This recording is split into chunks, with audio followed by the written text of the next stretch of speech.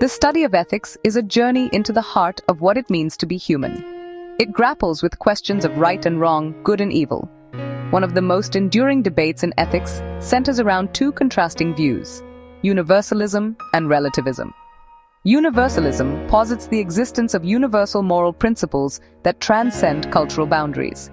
These principles, universalists argue, apply to all individuals, regardless of their background or beliefs. On the other hand, relativism challenges this notion, arguing that morality is fluid, shaped by the unique cultural context in which it arises.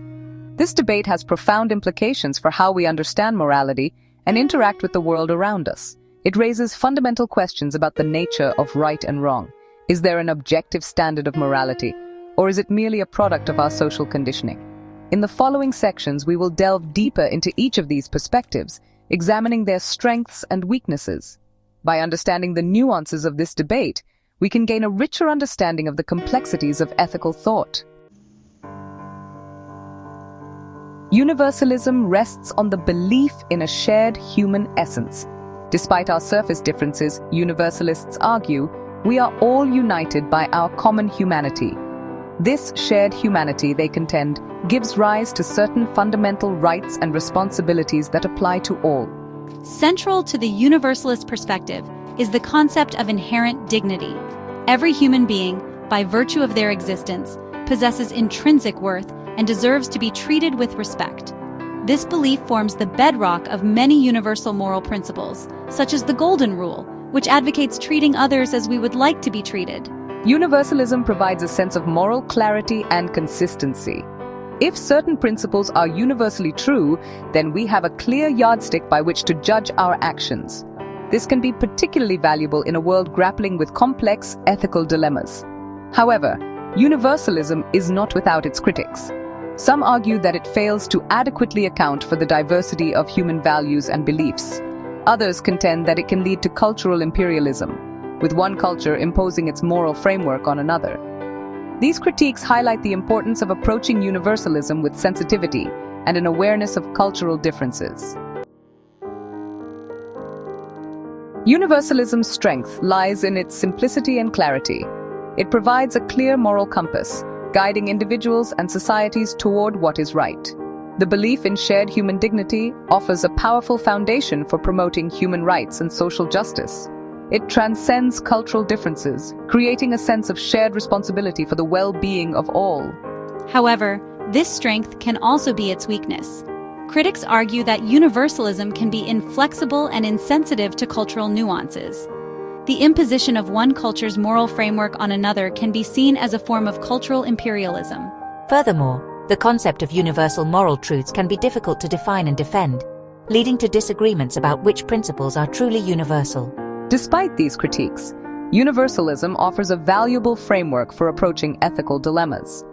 Its emphasis on human dignity and universal principles provides a moral compass that can guide us toward a more just and compassionate world. Relativism, morality through a cultural lens. In contrast to universalism, relativism views morality as inherently subjective and culturally bound. What is considered right or wrong, relativists argue, varies from one society to another. There is no single, objective standard of morality that transcends cultural boundaries. Relativists emphasize the role of cultural context in shaping our moral beliefs. Our values and norms are not innate, they argue, but rather learned through socialization within a particular culture.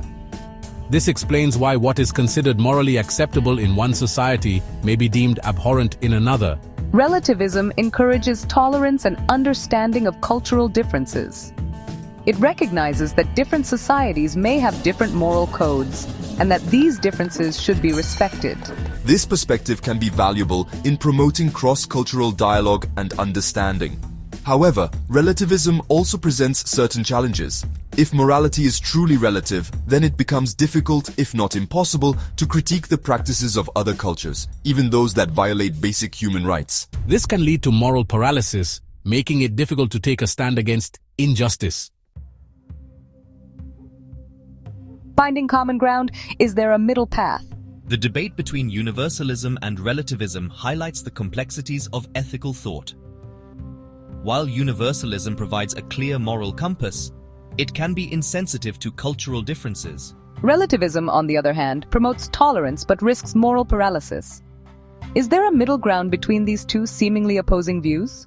Perhaps a nuanced approach is needed, one that recognizes both the existence of universal moral principles and the importance of cultural context. Such an approach would acknowledge that while certain core principles, such as the inherent dignity of all human beings, are universal, the application of these principles may vary depending on cultural factors. This middle ground would allow for both moral clarity and cultural sensitivity, providing a framework for navigating the complexities of ethical dilemmas in an increasingly interconnected world.